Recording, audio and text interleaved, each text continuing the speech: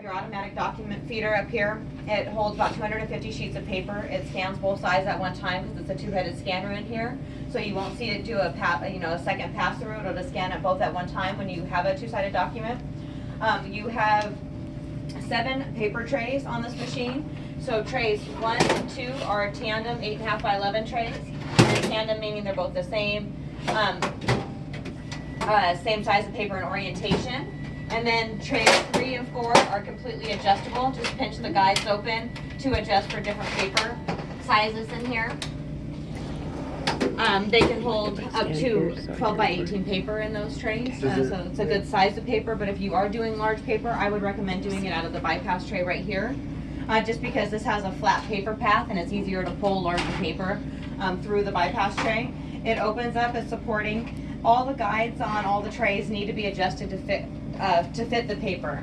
Even this guide up here, so it's a little bit larger than 8.5 by 11. When you have 8.5 by 11 loaded in here, make sure the guide is snug against the paper loaded. And it goes in long paper. You want to do, well, let's see, we have Long paper is right below if you need a piece. we have like face up long edge feed is the recommended loading for that.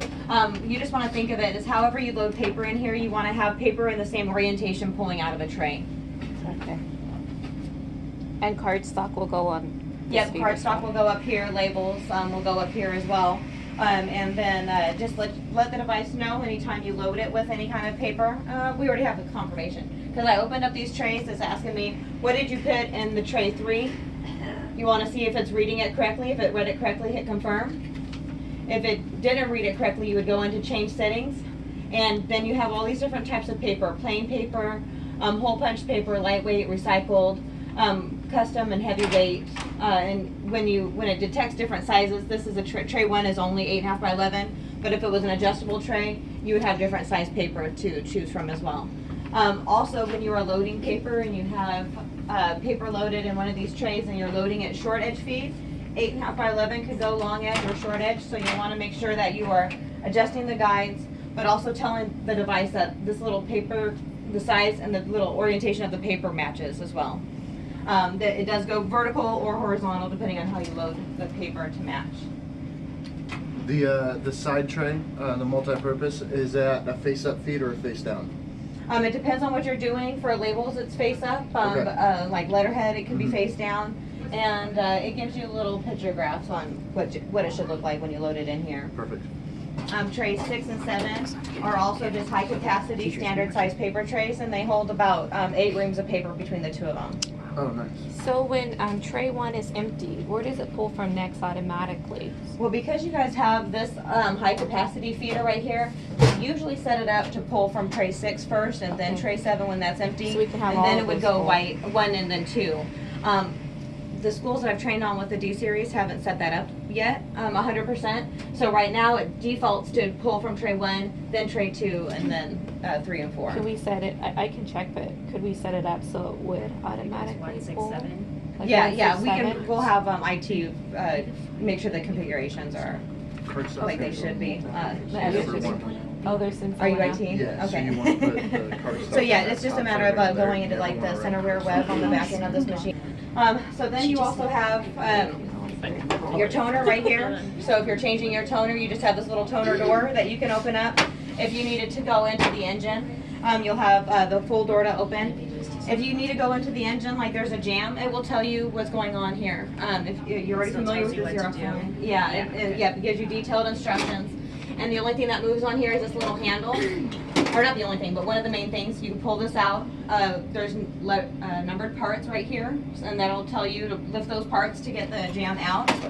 Push it back in, lock it. Tray 3 also pulls out. So if there's a jam in here, it'll tell you to pull out tray 3, and you have to shut this to get tray 3 out. Okay. Then you have your waste toner container right here. So when this is full, it will tell you waste container is full and to replace it.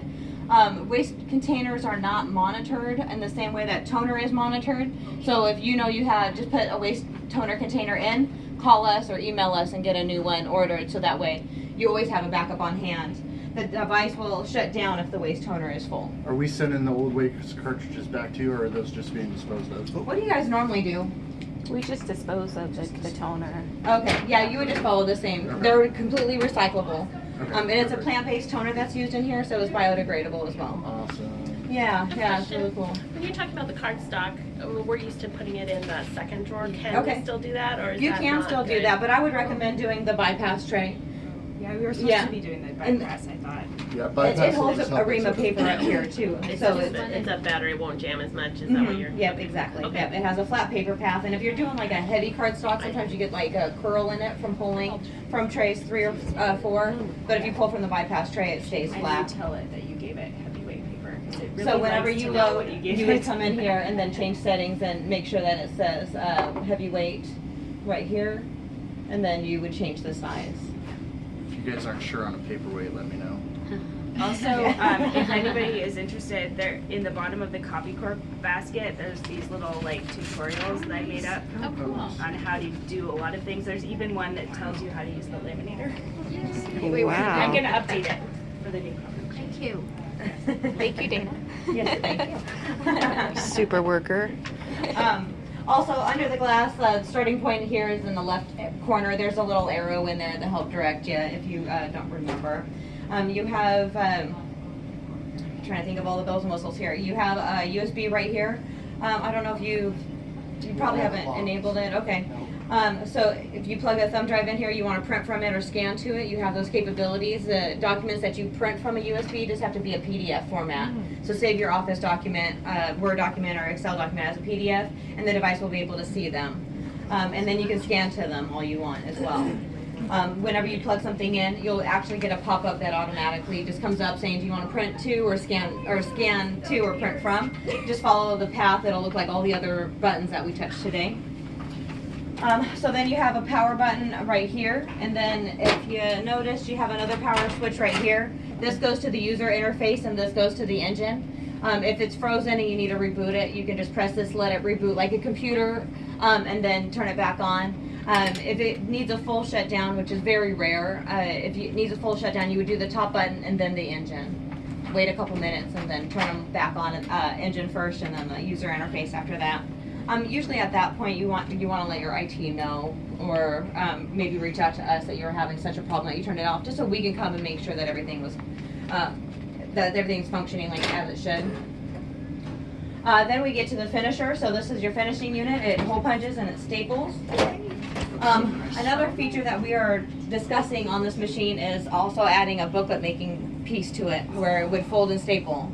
That would be amazing. I was asked to see if that was be something that you guys were interested in doing. I know, like at the administrative building, they take theirs offline and fold and staple it because, in their experience in the past, they have had difficulties doing it online. But I will be here to help make sure that you are able and comfortable to make booklets online.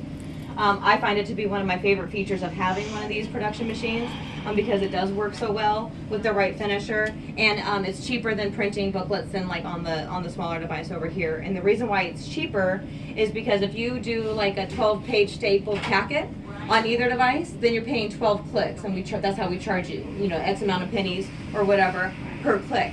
But if you print it into a booklet, it multi-pages up onto a sheet of paper, saving you half of that cost. And then I always kind of say you're looking fancy, but you're being cheap, because it looks kind of nice to present a booklet instead of a stapled packet, but you actually saved your company money, which is kind of nice. So I will let Andres know that you guys did show a lot of interest in that, and so he's looking into what that looks like to get them switched out for you guys. You have your stapling unit as it is right now. So the staples up to 50 sheets, 2 sheets to 50 sheets. Feel free to take advantage of that. This little plastic piece pops out and then you just replace a new one when you need it. And then when it's New Year's and you have this filled with confetti, this is where you would go to get it right here.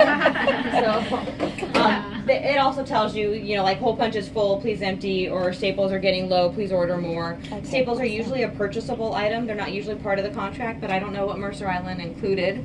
But if you do need to stock up on your staples, just call or email us, and we can, with the equipment ID number that you see here or related to the machine you're calling on, and we'll get your supplies out to you. Again, everything in here is labeled, so if you have any jams in the finisher, it's going to give you a picture and it's going to give you numbers to twist and turn. So without the booklet making finisher, when you do get that, you'll have a tray come out here, and anything that's folded will come out down there. And like I said, I'll come back and talk about that if you guys are able to switch it out. But what you do have right now is, for output, your output comes down to here and on the stacker tray. The stacker tray goes down with paperweight, so if you're printing, hundreds of packets, staple packets or what have you, this will go down as this weighs, heavier and heavier. And it's really nice to have, your things shuffled together and kept nice and tidy. So it all goes out over there. This is what is called a post-print inserter. And what that means is whatever you load in here doesn't go through the engine, but you can insert it into the middle of like chapters, or anything that you want to put a dividing page into while you're printing it. You can load the paper here, give it instructions on how to pull, when to pull from, and then it will place that sheet in between, every 10 pages. So that's kind of like a tabs tray. Mm-hmm. Okay, Yeah. perfect. Yeah. Is it still If you don't need to print on it. uncollated with separators? Yep. Okay, good. Mm-hmm. Yep. Exactly. So anything, it could be something that's already printed on or not printed on, whatever you want to put in there to insert So into. you can It take just doesn't go color through the images engine. off of this, put it over here, make a Mhm. booklet. Yep, exactly. Yeah. And have your chapter starts be Yeah. off the. Where- Yep, where is the exactly. color Yep. paper at? Bingo. Two was Two, colored, yeah, okay. same as before. So it'll still do that then, where you Yeah, the uncollated with separators still pulls from tray two. Okay. Mm-hmm. Yep. Okay. So any other questions on the outside of the device, or not that we have any questions? You guys are following along greatly. So, let's see here. Copy, email, and network scanning. I'm going to just start with copy. We'll go through all the fun stuff in here. Get there so the camera can see this, I suppose. We're in the copy tab. If you need to reduce or enlarge manually, you can press the reduce or enlarge button, put in your percentage, and then pick the paper that you want it to print onto. But we do have presets already built into these machines. So maybe you wanted to take a standard document and blow it up to 11 by 17, just like automatically. You have this button that'll do all the work for you. So you just load your document, press the button, and it's going to blow it up automatically to 11 by 17. If you are doing that and you find that it didn't stretch across the entire sheet of paper, it's because Xerox doesn't want to distort that image. So it'll blow it up as big as it can without distorting the image onto that piece of paper. If you go into more, you can also choose to auto center it, so maybe the margins kind of look like they're supposed to be there. You can choose to independently stretch it out length versus width as you wish. There are other presets in there as well, so you can play around with a bunch of different buttons and see if there's anything else that you can use in here. That's just my favorite. There's also an auto percentage, and then the next we'll go into, I'll give you a tip for the auto percentage in a little bit. Paper supply. I use this as a reference for what's just in my paper trays too, so I don't have to open and shut them and confirm them every time. But obviously it's also a way to select the paper size you want it to print, pull from. It shows you how full everything is, size and type of paper that was saved in there. Every time you reload paper, you're gonna have to reset. Will that come up with an option to reset what paper is in those trays? Yep, every time you shut a tray, it's going to say, what did you put in me? Please confirm. Okay. Yep, absolutely. And it is important if you're putting, I noticed that you guys do have blue paper in there, so it is important that if you're putting blue paper in, that you tell the device that it is blue paper. And mostly it's important just so other people don't print on your blue paper. Does it matter if it's blue paper versus green paper? Not at 'Cause all. That's a color tray, so a lot of times there's like blue, pink, Yeah, green. rainbow, yeah. As long as it says a color, not white, it's fine, right? Yep, and that's just to lock it down. I mean, if it's, just tell it a color so nobody can print on it. Then your two-sided copying, your defaulted one-to-one, your double-sided. If you wanted to take two independent sheets and merge them together as a duplex sheet or split them apart, you have those options as well. Copy output is all your stapling and hole punching. So you can staple and you can hole punch. It gives you little pictures of where that's going to populate on your output. Collate, uncollate, and uncollate with separators is right in here. And you can also change your output and play with your separator tray right in here as well. For stapling? Huh? For stapling? Copy output.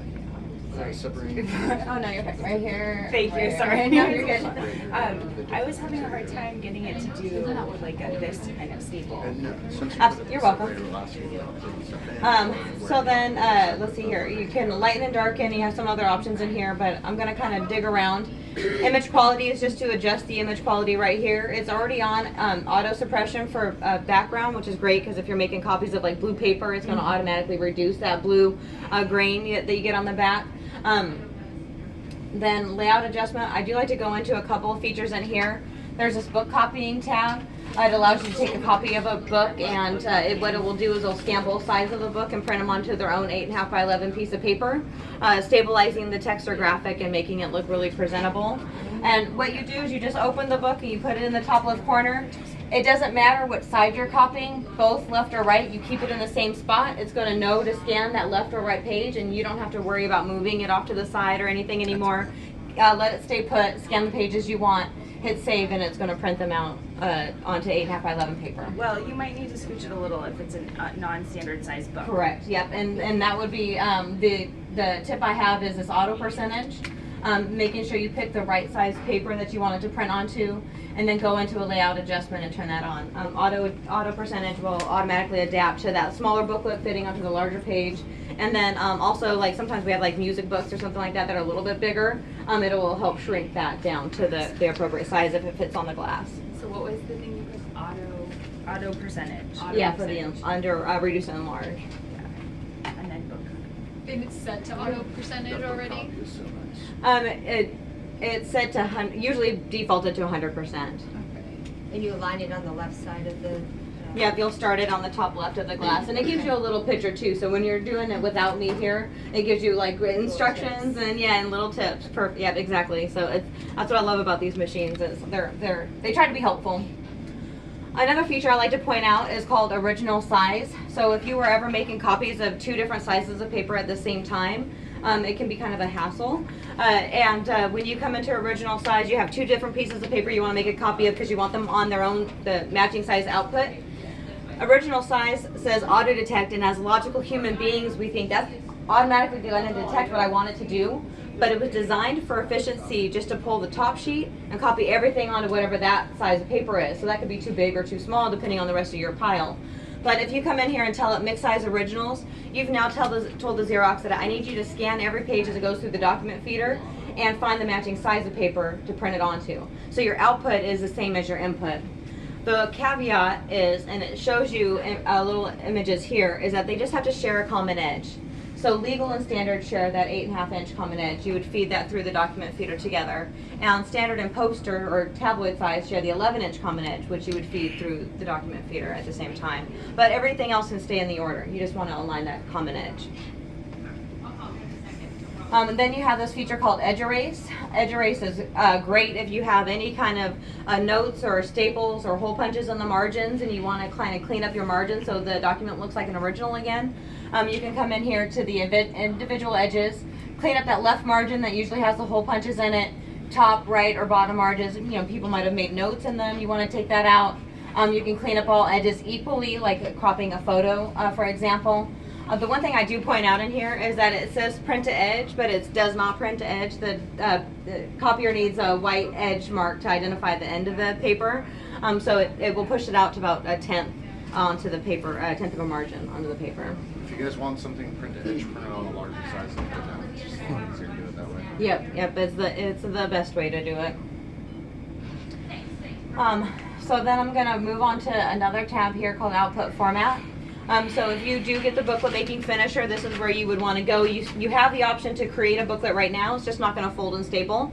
But the great thing is that if you have any means of stapling it yourself, you can make your own booklets right here and still kind of start saving money, as I mentioned earlier, by 2-upping the images onto a page.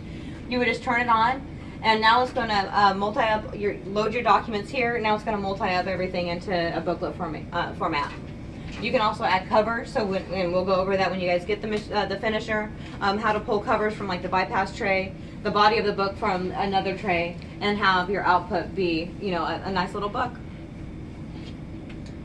Then you have, you can do covers in here as well right now, like if you had a stapled packet, you wanted to pull a front sheet to be blue and the back sheet to be blue, you can go into covers and start telling the device where you want it to print and pull from. Paper supply and all these other details. You can multi-up your images right now onto a piece of paper and cut them down or leave them like that if you ever needed to. Then the other feature I like to point out in here is called annotations. So annotations are allowing you to put on a date or maybe a student name or some kind of identifying markers right onto your copy output. Instead of having to like type it in the margins or handwrite it in later, you can actually come in here, put in comment, put the project name or draft or confidential. We have some stored comments in here already. You can edit those. You can put in whatever you want and hit save. Apply it to first page, all pages, or all pages except for the first. And then you can position it wherever you want on that piece of paper as well. Comment gives you 9 different options, but like date gives you all the edges, not the center. We're gonna hit save. I'm gonna hit save again. I'm gonna go into date because you can add multiple annotations. I'm gonna keep everything the way it is and hit save. Now you'll see on this little positioning preview, you can see the date's gonna be in the bottom left corner and your comment's gonna be in the middle on the bottom, so you know what to expect when it comes out. You can also change the size and format of the annotation right here. Does anybody here do ID card copying? You do? There's a button in here. There's also a one-touch button that we could put on that machine, so whatever you prefer. It's a little cumbersome to get into here, a little better, easier to do on that. But you have an ID card button right here.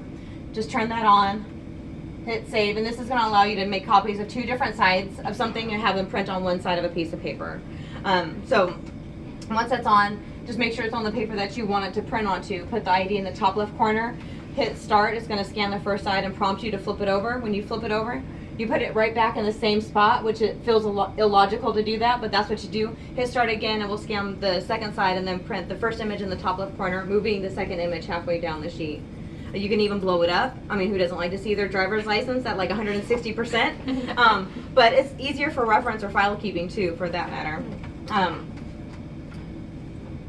So let's see here.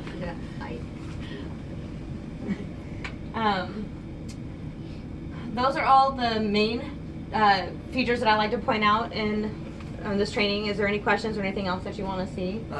Do you guys have, is there an area designation feature on this one, or That has what? like an area designation? I know on one of the other printers. I'm going to show you that you have this little stylus right here, so if your fingers are giving you grief on the screen, you can use this to type in different buttons. But if it goes missing, you have to check each other for who has it. It's easy to pocket, it's so light.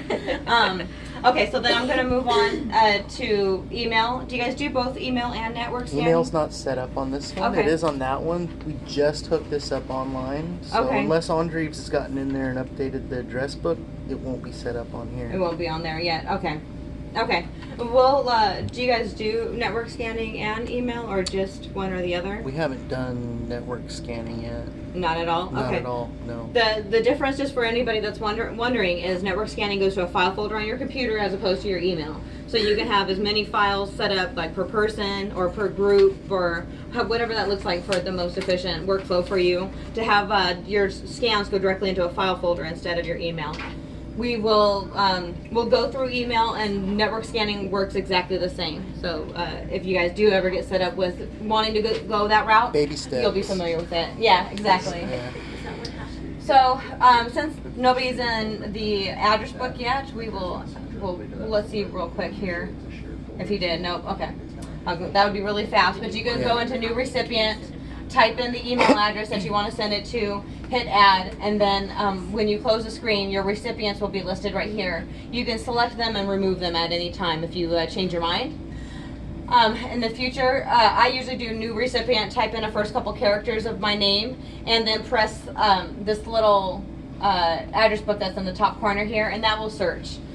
You can also go into address book and search that way, but I find it to be really a lot quicker in new recipient to search the address book that way.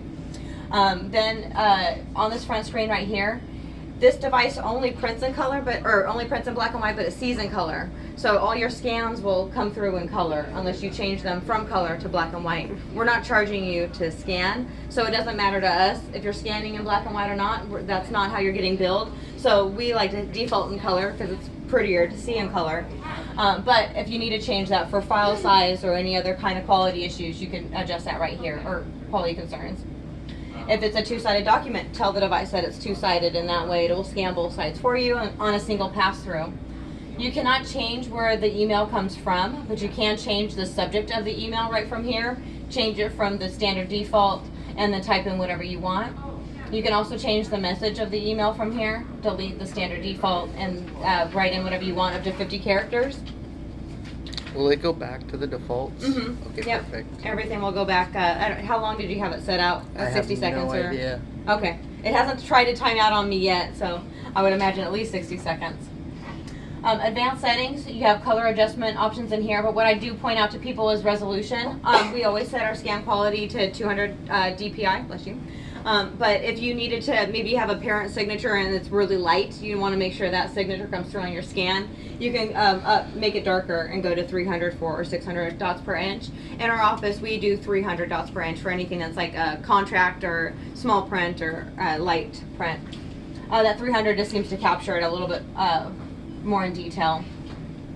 Layout adjustment, we have the same things that we had before, the mix size originals, the edge erase, and also the book copying or scanning.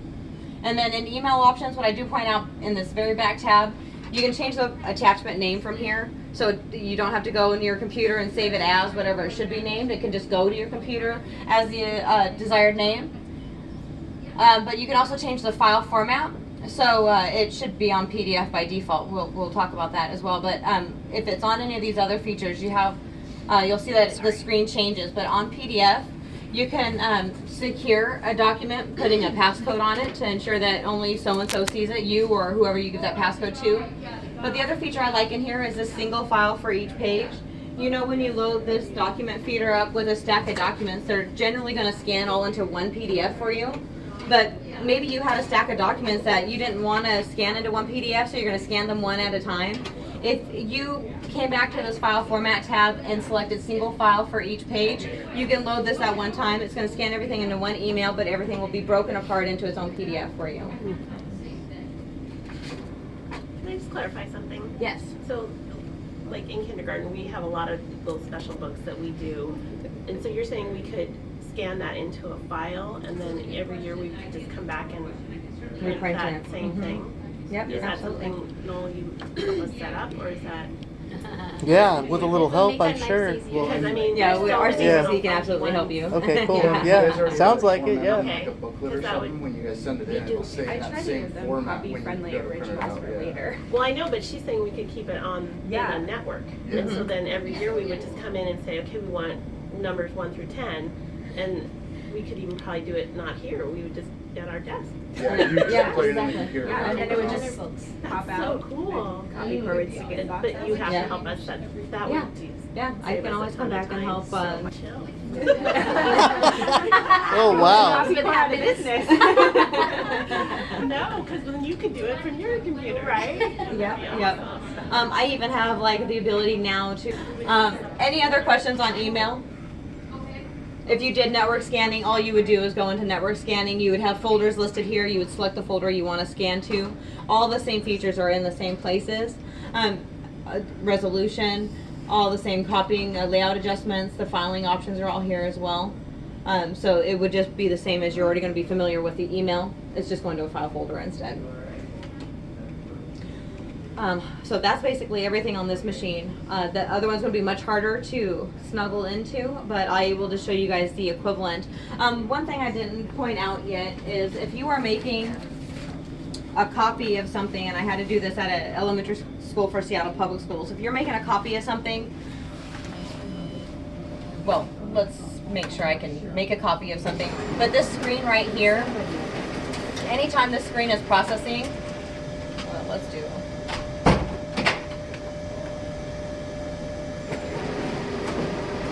Anytime this, okay, sorry, there's usually a screen that comes up here.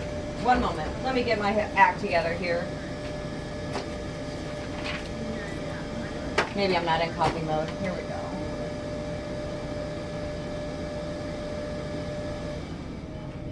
Anytime the devices are working, you can always start another project. So you don't have to wait for somebody to finish with their copy job. You can start your next copy job, and yours will just go through in the order it was received. So theirs will finish printing, and then you can come in and do yours. What I wanted to do here is when you're making a scan of something, and not a copy, I'm sorry, you can press next original, and as long as you get it before that screen goes off because it processes so quickly, once you press next original, now you can start scanning other documents into that same PDF. So if you have documents that are all on the glass that you can't put through the document feeder at the same time, or if you have a bunch of stuff that just doesn't fit in here because for whatever reason it's 400 pages or whatever, as soon as you start this, you can let the first stack scan through and then set up the next stack to scan through. And then also, like I said, if it has to be on the glass because it's multiple sizes of paper and it's not going to fit through the document feeder, you can build a job like this. And now it's just building a single PDF with a bunch of different scans. So like the single file per page that we just talked about, this is the way to build it back together on here. There's an easier way on that machine, but before we move over there, it'll show you how much easier it is. And then when you're done, you just press start or tell it that it's the last original. And you can also change your settings from here too if you needed to. We'll delete that. Interrupt still works, right? Interrupt still does work, and so if you never got to play with interrupt, it is the pause button of the Xerox devices. And so if somebody is printing 500 pages and you could do your job but you don't want to wait because you need it right now, you can come in and interrupt their job at any point. Press this interrupt button, it's going to glow green, meaning it's paused the current job. Now you can process your job and it's going to process immediately instead of waiting. But I always say for your own karma's sake, make sure you unpause that so their jobs print back out and all subsequent. And it doesn't too. stop on a dime. It does take like maybe 2 or 3 pages before it actually stops copying theirs. And that's because it's already processed those images, so it's kicking those processed images out and then, but you can start. Yeah, You can start, it's just going to kick the rest of it out first. we use It's that a about lot in the to- copy core. I think the delay is about 4 or 5 copies. Yeah, So. Yeah. that sounds about right. Yep, absolutely. Okay, so then we'll